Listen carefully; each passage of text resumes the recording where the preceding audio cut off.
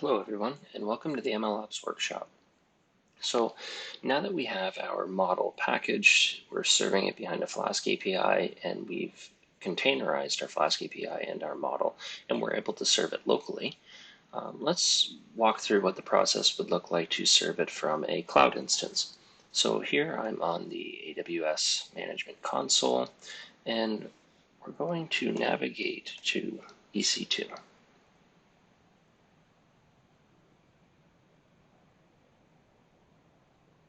Okay, so we can see we currently don't have any running instances. So let's click on Launch Instance.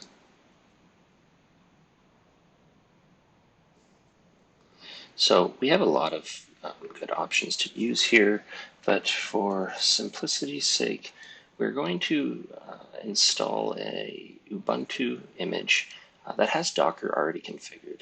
Now this image is way overkill just for this, or the purposes of this video, but it'll simplify it a little bit so that I don't have to walk through installing Docker on a base Ubuntu image. So we're going to use one that already has Docker installed.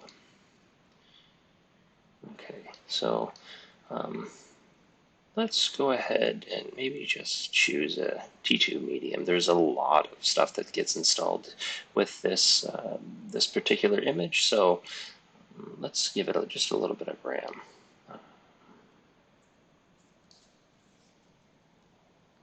Okay, so here I'm giving it an IAM role. This essentially just allows my server to communicate with S3 as well as ECR, which is the Elastic Container Repository, where we store Docker images if we want to utilize them within the AWS ecosystem. So then let's click on Add Storage. You'll notice there's a hefty amount of storage allocated to this one, 105 gigs.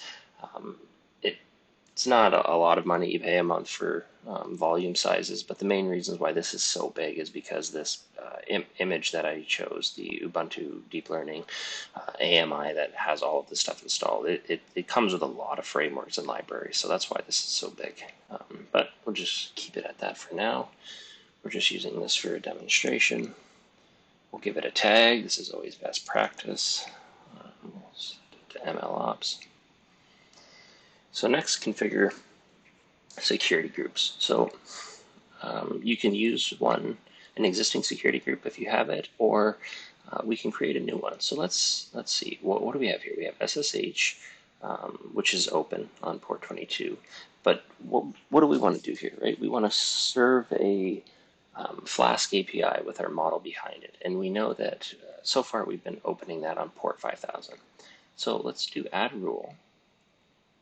Custom TCP, and we'll set port 5000 to be accessible from anywhere. Okay, and then let's click review and launch. If we hadn't done that, we wouldn't be able to actually access our server once it was up and running because port 5000 wouldn't have been opened. Okay, so just so you know, this one's not eligible for the free tier. These instances don't cost much. So again, we're just doing this for demonstration purposes. Let's click launch. I already have a key pair. Basically what this is it just allows us to SSH into our server once it's up and running. So I'm going to say I acknowledge that I have it. If you don't, you can either create a new one. The process for doing that is fairly straightforward. So let's do launch instance. Okay, great. So let's click View Instances. And yeah, so now our server is, it'll probably take, it's usually less than a minute that it takes before our server's up and running. Okay, so we can see that our instance now has a state of running, which is good. So let's go ahead and copy the public IP address. And let's go to a terminal. So in here, we'll do SSH. So this was an Ubuntu image, so we sign in using the Ubuntu user here. So let's do SSH. I'm going to pass in the -i flag here, and this is where we can pass in the PEM key that we downloaded or acknowledge that we already have access to when we created the server. So again, like I mentioned, this is just a key that we use to SSH into the server. So if we do SSH-I, you can pass that in, or if this is already in your SSH agent, you don't need to pass in this flag. If you don't know what that means, don't worry about it. So we'll do Ubuntu at our IP address. Let's say yes. And here we can see we are now inside of our instance on AWS. All right, so now that we were able to successfully SSH into our server running on AWS, like I mentioned, I specifically chose an AMI, which stands for Amazon Machine Image or something. Basically, it's a blueprint of a ec2 instance that we spin up. I specifically chose one with Docker installed, so we can run a Docker -- version, and we can see, great. We can run Docker command, so it's up and running. Awesome. So in the previous video, I walked you through, after we create a Docker image locally, how do we get it somewhere where we can use that image in the cloud, right? It's cool to play with it locally, but we really need to use it in a cloud setting. So we walked through the process of pushing that to container repositories. So let's go ahead and look at my Docker Hub account here. We can see here's the MLOps repository, and inside of tags, here we have our Flask API. So all we have to do is copy this command, docker pull. It's very similar to Git with pulls and pushes. So if we do this, all you have to do is run docker pull, random we can see it's already up to date. I ran this before I started the video because it takes, I don't know, a minute or two to download, because it's Docker images can get large with a lot of dependencies. So yeah, now if we run Docker images, all right, we can see that we now have our image on the AWS instance. Okay, cool. So now that we have our Docker image on the instance, it's time to run the image. So here, this command should look familiar to you by now, docker run. We're running it in interactive mode, so we can see the logging. If you didn't want the interactive mode where the shell kind of stays in the container session, you just wanted to run it in the background, instead of -it, we would pass in -d, which runs it in daemon mode, which means it just kind of, you run this command and the shell frees up afterwards, and it just runs it in the background, your Flask app. It's more common to run it in daemon mode in a production setting than -it. --rm to remove it once it's stopped, giving our container a name, binding or mapping our host port 5000 to our container port 5000. And this is the only part that looks a little different from before. Just the way that the image gets saved after running the Docker pull from Docker Hub, we're going to pass in this /MLOps. Actually, let's take a look real quick here. If we run a Docker images, we can see, right, repository. This is where we pulled it in from Docker Hub, and then this is the tag.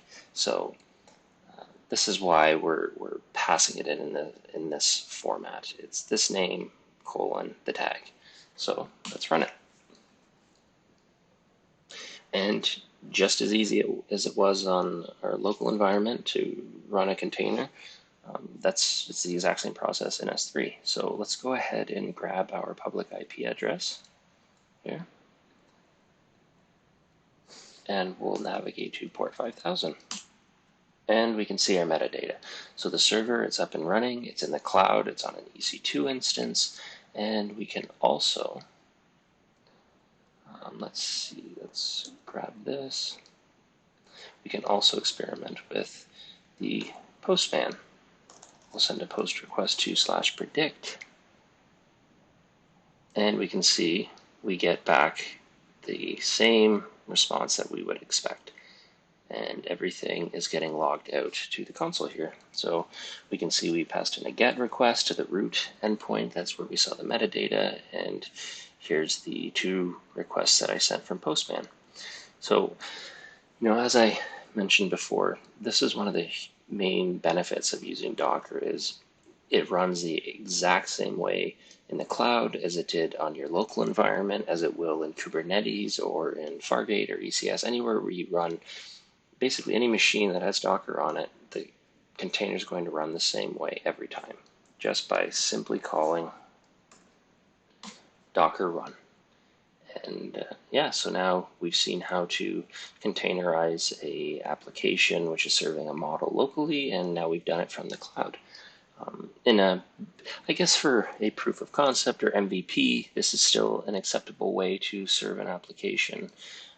But in a full-blown enterprise where you need scalable and redundancy, typically that's when you would use services like Kubernetes or every cloud provider has their own built-in service that they use for container orchestration. But essentially, if you need a more enterprisey setup with scalability built in, just running on a single EC2 instance isn't recommended.